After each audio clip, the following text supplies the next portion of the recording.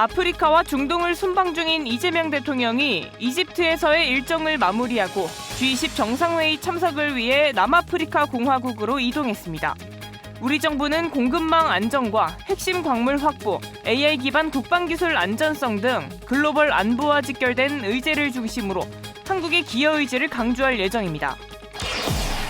올해 4회째를 맞은 국방 인공지능 경진대회 시상식이 개최됐습니다. 이재명 대통령과 안규백 국방부 장관이 AI 역량 강화에 집중하고 있는 만큼 대회 현장은 열기로 가득 찼습니다. 국가 사이버 안보 역량을 강화하기 위한 국방 사이버 분야 행사인 화이트햇 컨퍼런스가 개최됐습니다. 이번 행사엔 이스라엘과 네덜란드, 싱가포르 등 우방국 사이버군 대표단도 현장에 참석해 글로벌 사이버 방어 역량 강화를 강조했습니다.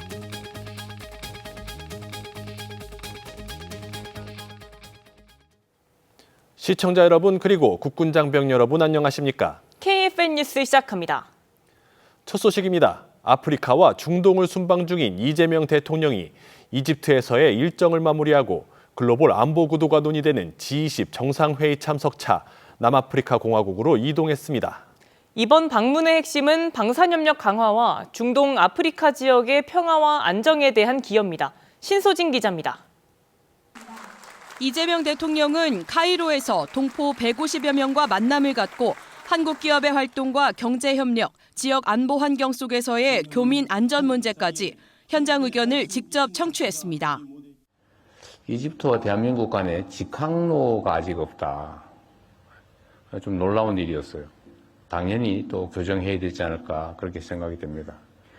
앞으로 대한민국과 이집트는 지금까지와는 다르게 많은 부분에서 교류와 협력 사업을 대폭 늘리게 될 겁니다.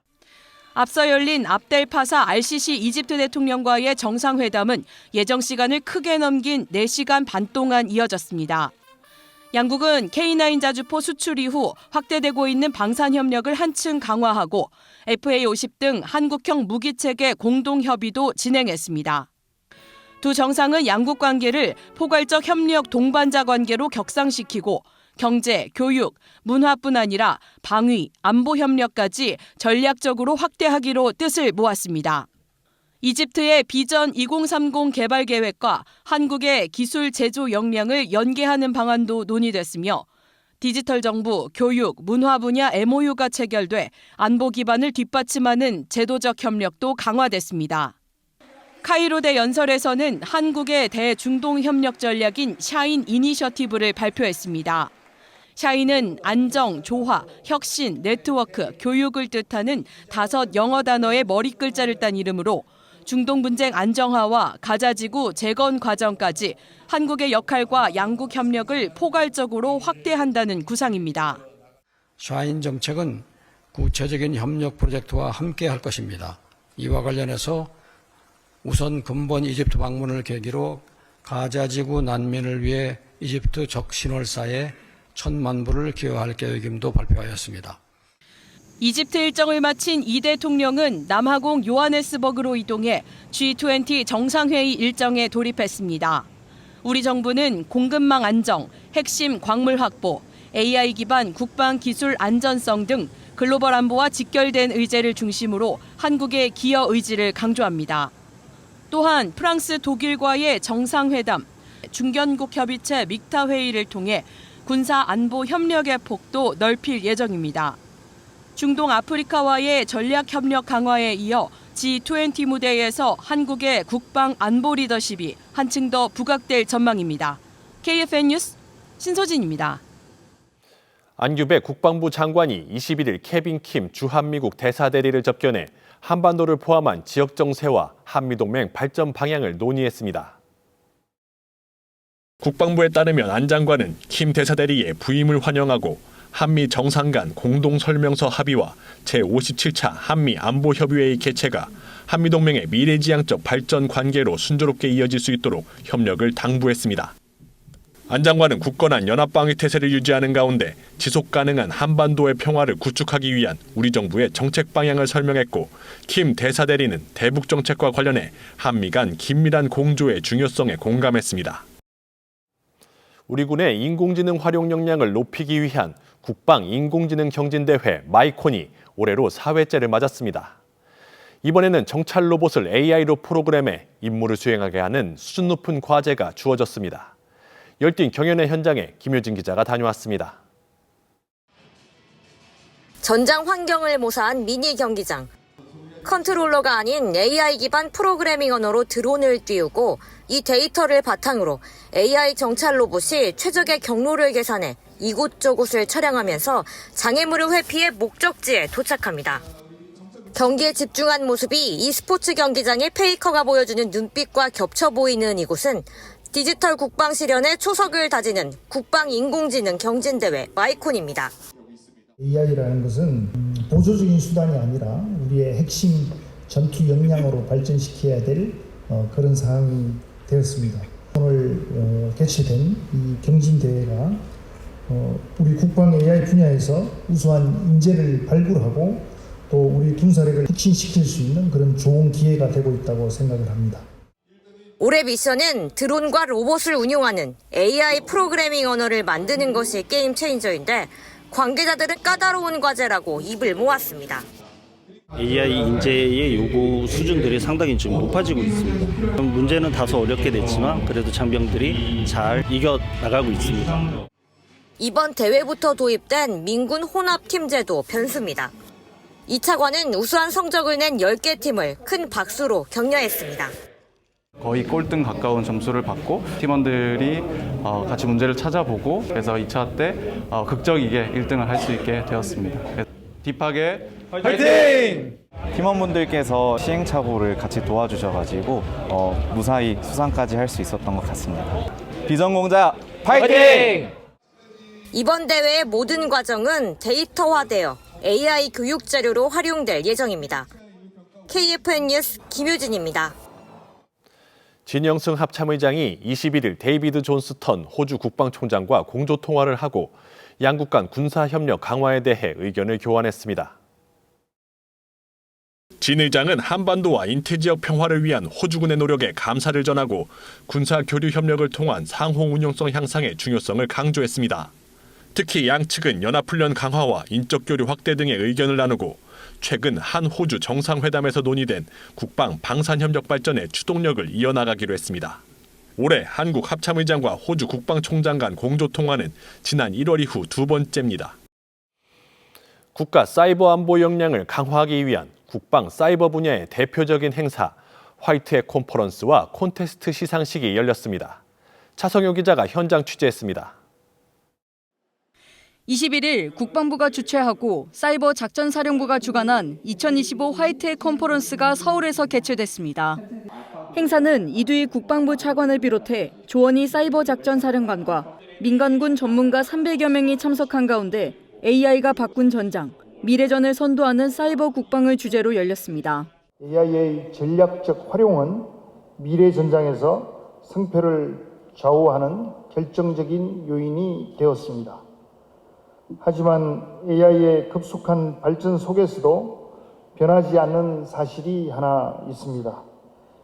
AI를 설계하고 활용하고 올바른 방향으로 이끌어가는 주인공은 결국 사람이라는 것입니다. 특히 올해는 이스라엘과 네덜란드, 싱가포르 등 우방국 사이버군 대표단이 참석해 글로벌 사이버 방어 역량 강화를 강조했습니다. 더불어 캐나다 사이버 사령부와 나토 사이버 방위센터 등 국외 사이버 유관기관장이 축하 영상을 보내와 행사의 의미를 더했습니다.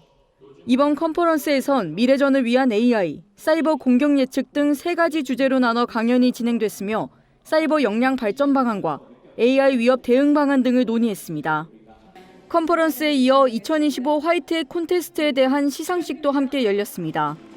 블랙해커의 공격을 방어하는 화이트 해커를 뜻하는 화이트햇.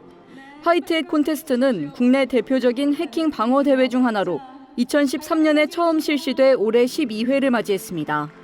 172팀이 대회에 참가했으며 국방트랙 간부팀과 용사팀, 학생트랙 대학생부와 청소년부 등 4개 팀에서 최우수상에 각각 선정됐습니다.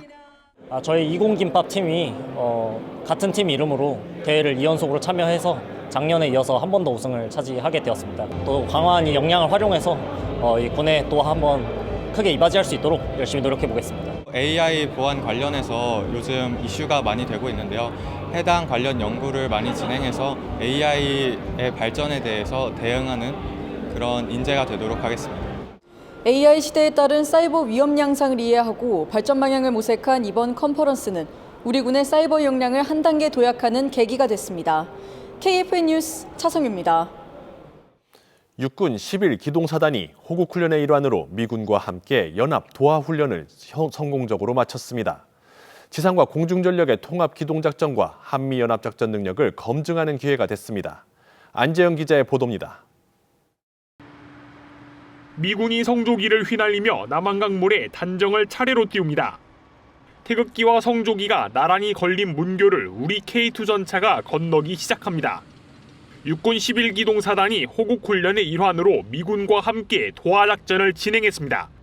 호국훈련 중 기동훈련으로 진행된 이번 훈련은 황군을 맡은 11기동사단과 청군을 맡은 8기동사단의 쌍방 교전 형태로 진행됐습니다.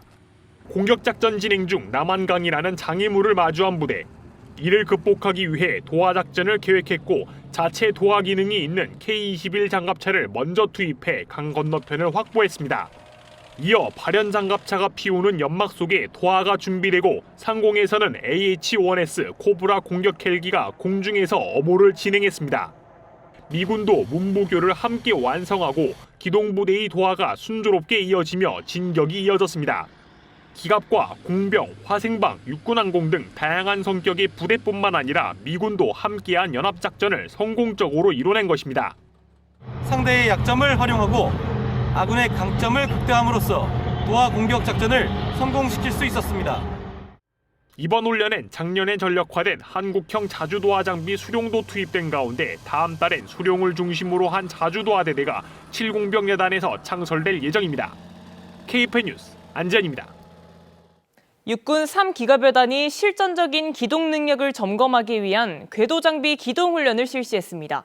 장비의 이동부터 배치, 상황별 대응까지 전 과정을 점검하는 데 중점을 뒀습니다. 이경섭 기자의 보도입니다. 병사들이 주둔지 주변에 장애물을 설치하고 일사불란하게 탄을 옮기며 전면전 출동을 준비합니다.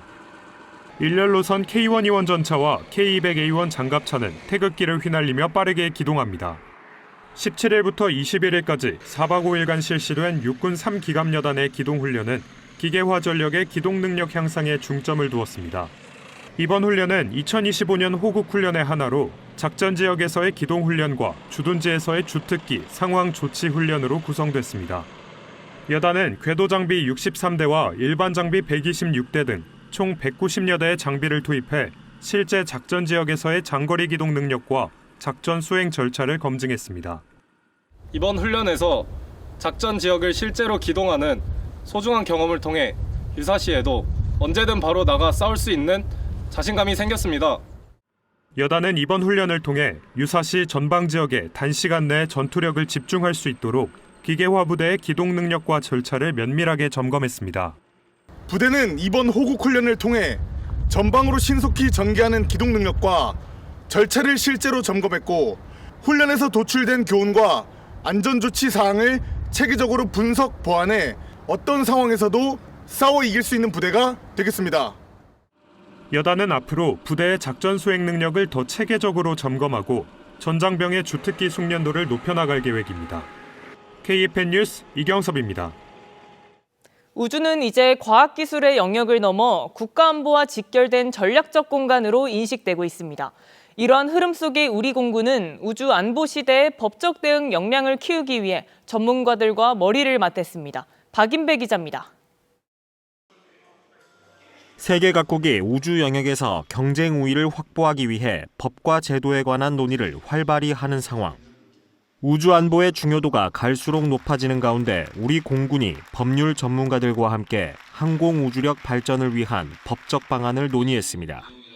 우주 위협과 법적 대응 과제, 민군 협력, 그리고 군 법무관의 역할을 중점적으로 다뤘습니다.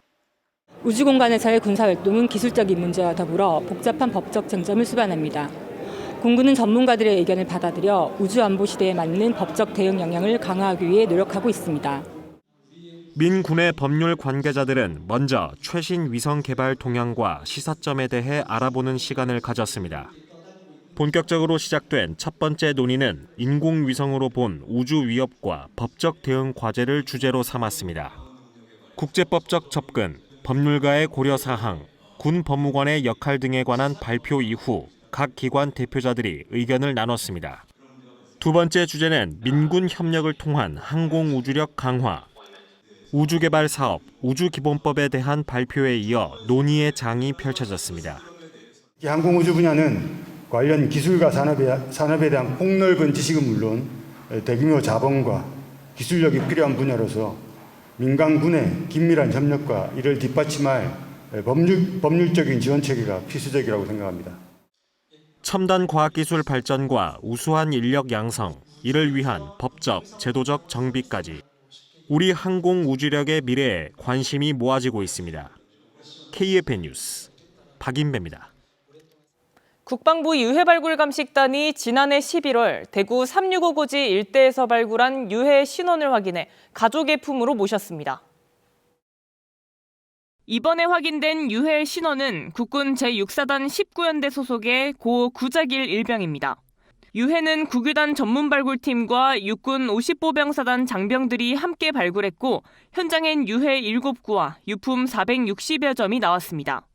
고인은 1950년 6.25 전쟁 발발 직후 입대했으며 국군 제6사단 19연대 소속으로 같은 해 8월 군이 의흥부근 전투에 참전했다가 북한군과 교전 중 전사했습니다. 호국의 영웅 귀환 행사는 유가족의 요청에 따라 21일 남동생 구자천씨 자택에서 열렸습니다. 광복 80주년을 맞아 국가유공자와 보훈가족에게 감사의 마음을 전하는 특별한 힐링 토크쇼가 열렸습니다. 감동 사연과 음악이 더해진 행사에선 보훈의 가치를 국민과 함께 나누는 뜻깊은 시간이 이어졌습니다. 박준혁 기자가 현장에 다녀왔습니다. 중앙보훈병원 야외정원에 마련된 행사장. 국가유공자와 보훈가족, 그리고 보훈공단 임직원들이 한자리에 모여 따뜻한 이야기와 음악이 함께하는 힐링의 시간을 맞았습니다. 보훈공단은 이번 행사를 국가유공자와 보훈가족의 이야기를 중심에 둔 국민 참여형 스토리텔링 공연으로 꾸몄습니다.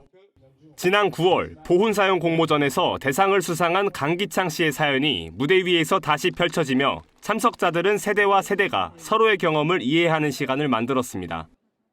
그분의 성함은 김영숙 예비역 중령, 대한민국 여군 1기 32명 중 마지막 생존자였습니다. 지금도 문을 열고 들어오며 강기창 하고 불러줄 것만 같습니다. 행사는 중앙보훈병원 야외정원에서 진행됐고 100여 명의 유공자와 가족, 그리고 시민들이 함께하며 조용하지만 깊은 공감의 분위기가 이어졌습니다. 무대 위 이야기들은 유공자들의 헌신을 다시 떠올리게 하며 행사장에 울림을 더했습니다. 보훈병원이나 보훈요양원을 이용하시는 분들을 대상으로 저희들 감동적인 사연을 소개하는 내용을 많이 담았습니다. 보훈 가족들이 몸이 아프다 하면은 항상 보훈병원을 생각할 정도로 최고의 의료 복지 서비스 기관으로 만들고자 합니다. 보훈공단은 앞으로도 유공자와 보훈가족을 위한 정기적인 소통과 치유 프로그램을 이어나갈 계획입니다. KFN 뉴스 박준혁입니다. 해군이 창설 80주년을 맞아 해군 창군 정신과 조국 해양소의 의지를 담은 호국 음악회를 열었습니다. 제주 문예회관에서 개최된 이번 해군 호국 음악회는 해군 군악대와 홍보대를 비롯해 초청 가수 경서 등 90여 명이 출연해 약 80분간 진행됐습니다. 해군 군악대는 우리 국민과 바다를 지켜온 해군의 80년 발자취를 해군과 해병대 군가 모음곡, 중창 등으로 표현했습니다. 해군은 해군 타악기 공연팀이 화려한 드럼 퍼포먼스를 선보이며 관람객들의 눈길을 끌었고 홍보대가 비보이와 마술 공연 등을 선보이며 해군의 열정을 담은 공연으로 음악회를 가득 채웠다고 설명했습니다. 김천 상무가 올해 K리그1 파이널 라운드인 37라운드에서 FC 서울과 마지막 원정 경기를 치릅니다. 21일 현재 김천 상무는 승점 58점으로 리그 3위를, FC 서울은 승점 49점으로 리그 5위를 기록하고 있습니다. 김천 상무는 2위 대전 하나시티즌과 승점 차이가 석점밖에 나지 않아 이번 경기를 이기면 준우승 기회를 엿볼 수 있습니다. 22일 오후 2시 서울 월드컵 경기장에서 열리는 홈팀 FC 서울과 원정팀 김천 상무의 경기는 KFNTV를 통해 생중계될 예정입니다. 다음은 한 주간의 이슈를 정리하는 주간 논평입니다. 오늘은 미래전의 핵심 전략으로 부상하고 있는 전자전에 대비하기 위해 우리 해군이 갖춰야 할 조건들을 짚어봅니다. 우리 해군이 창설 80주년을 맞아 동해상에서 전개한 기동함대 사령부의 위용은 당당했습니다. 우리 해군은 7,600톤급 이지스함을 필두로 4,400톤급 구축함과 3,600톤급 잠수함 같은 전함을 보유하고 있습니다. KFN 보도 보시겠습니다. 해군 기동함대 사령부가 실시한 첫 함대급 해상기동훈련입니다. 훈련엔 최신 이지스 구축함 정조대왕함을 비롯한 함정 7척과 항공기 3대가 참가했습니다. 해군 기동함대 사령부는 북한의 미사일 발사 징후를 사전에 포착해 선제 타격하는 킬체인과 미사일 방어체계, 대량 응징 보복 등 한국형 3축 체계의 해상 기반 핵심을 이룹니다. 기함사는 북한의 탄도미사일을 탐지해 추적을 거쳐 요격하는 대탄도 미사일 작전을 수행하고 장거리 타격 능력에 바탕한 핵심 표적 정밀 타격을 수행했습니다. 적 미사일과 비핵물체 분석은 서해 류성룡 함의 전자전 장비가 맡았습니다. 해군이 갖춰야 할 과제는 첨단 전자전 장비를 강화하는 것입니다. 보이지 않는 영역인 전자기 스펙트럼은 전장의 승패를 가늠하는 핵심 역량으로 떠오르고 있습니다. 우리나라는 삼면이 바다로 둘러싸여 있어서 해군이 전장 환경 변화에 가장 큰 도전을 받고 있습니다. 전자기 스펙트럼 기술을 확보해 감시, 정찰, 공격 능력을 강화하는 작업은 국가 안보를 위한 필수 생존 전략이 되고 있습니다. KFN 관련 보도입니다. 미래전에서 승리를 보장하기 위해 AI 첨단 과학 기술 기반의 해군 인력에 매진하고 있으며 전자기 스펙트럼 작전 발전을 위해 노력을 기울이고 있습니다. 해군은 전자기 스펙트럼 기술로 적의 통신 네트워크를 마비시키고 함정 레이더를 무력화하며 드론과 같은 비대칭 위협으로부터 아군의 전략 자산을 보호하려 합니다. AI 전략 자산은 가장 효율적으로 전력화할 수 있도록 최적의 무기 체계를 도출하는 시스템 구축도 서둘러야 합니다. 세계적 수준인 전함 건조 능력에 해상, 공중, 우주, 사이버 영역을 포괄하는 전투 능력과 다양한 임무 투입이 가능하도록 유연성을 갖춘 차세대 전함으로 무장하게 되면 해군의 지향점인 국민의 필승 해군에 닿을 수 있을 것입니다. KFN 주간 논평이었습니다. 이어서 오늘의 국방단신 전해드립니다. 국방부와 경기도가 21일 경기도청 북부청사에서 제6차 국방부 경기도 상생발전 협의체 회의를 개최했습니다. 국방부 군사시설기획관실과 경기도 균형발전기획실은 회의에서 군사시설 보호구역 조정 등 규제 개선과 대형 산불 피해 최소화를 위한 경기도와 군 대응체계 유지 등을 논의했습니다. 또 주민생활 편의를 위한 국유지 활용과 의료 취약 시간대 부대 주변 응급환자 진료 지원에 대한 의견도 교환했습니다. 육군 51 보병사단이 19일 화성 바이오밸리에서 실전적인 도시지역 탐색 경멸 작전을 실시했습니다. 2025년 대침투 종합훈련의 일환인 이번 훈련에는 실제 대항군을 운용해 실전성을 높였습니다. 공중에서는 헬기를 동원한 수색을, 지상에서는 기동방송 차량을 활용한 투항 권고방송을 하는 등 조기작전 종결을 위한 종합적인 노력을 투사했습니다. 육군 5군수지원사령부 52군수지원단이 20일 육군 종합정비창 내 철도시설에서 동원훈련과 연계한 전환수송 훈련을 했습니다. 훈련에는 다기능 수송대대 현역과 예비군 병력 120여 명과 컨테이너 트레일러, 25톤 크레인 등 장비 20대가 투입됐습니다. 부대는 철교 파괴 상황에서 전차 파워팩과 전투 차량, 군수물자를 육로로 수송한 뒤 다시 철도 수송으로 전환하는 역량을 배양했습니다.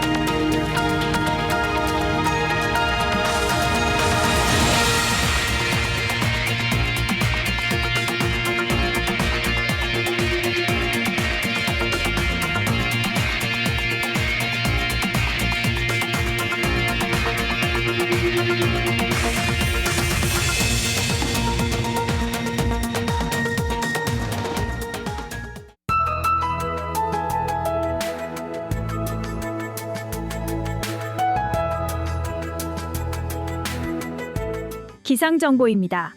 새벽 중 강원도 인제에서는 산불이 발생하였습니다. 계속해서 건조한 날씨가 이어지고 있어서 추가 산불이 발생하지 않도록 주의하셔야겠습니다. 자세한 날씨 알아보겠습니다. 내일 예보입니다. 내일도 전국적으로 대체로 맑은 날씨가 이어지겠습니다. 그러나 오전에 내륙 일부 지역에서는 안개가 발생할 수 있어 조심해야겠습니다. 내일 아침 최저기온은 서울 3도, 원주는 영하 1도가 예상되며 한낮 최고기온은 서울 14도, 대구는 16도가 예상됩니다. 주간 기상 전망입니다. 일요일부터 북쪽의 저기압 영향을 받으면서 구름이 유입되겠으며 그 이후에도 저기압이 자주 통과하면서 잦은 강수가 예상됩니다. 특히 다음 주 화요일과 목요일에는 산악 지역을 중심으로 눈이 내릴 수 있는 만큼 더 각별한 주의가 필요하겠습니다. 이상 공군 기상단 제공 기상정보였습니다. 우리 해군의 잠수함 시대를 열었던 장보고함이 지난 19일 마지막 항해를 마치고 역사 속으로 떠나게 됐습니다. 장보고함이 바다를 누비는 34년간 우리 해군은 잠수함 운용 능력을 강화하고 대한민국 방위산업은 국산 3,000톤급 잠수함 건조 능력을 갖추게 됐습니다. 우리나라는 이제 잠수함 수출과 핵추진 잠수함 건조에도 도전하고 있는데요. 앞으로도 계속해서 대한민국 잠수함의 새로운 역사가 쓰이길 기대합니다. 이것으로 KFN 뉴스를 마칩니다. 시청해주신 여러분 고맙습니다.